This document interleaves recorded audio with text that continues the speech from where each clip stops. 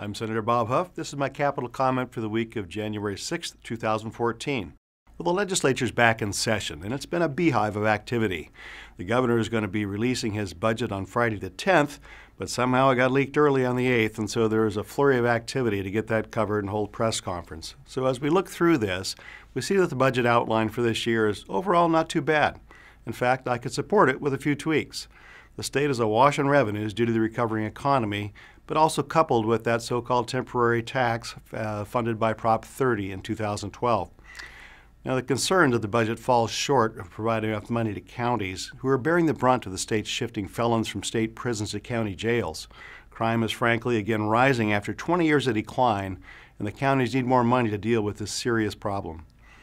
I'm not happy that the budget funds the faltering high-speed rail system by shifting the cap and trade tax on carbon emissions, which are paid by our still struggling private sector businesses. I am pleased there's some money restored to our courts, who have been cut to the bone in the last few years. I'm also pleased the governor is putting $11 billion toward paying down our state's massive $300 billion wall of debt.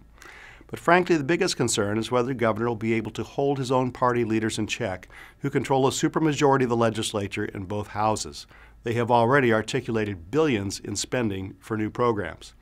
Finally, I'm pleased the governor has put some money into a rainy day fund.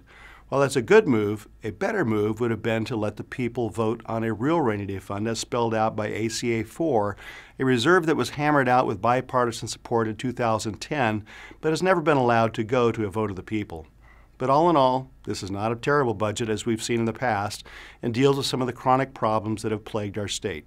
This budget is an outline that will be debated and changed over the next 6 months, so don't get too excited or too worried at this point in time. Thanks for joining me. I'm Senator Bob Huff.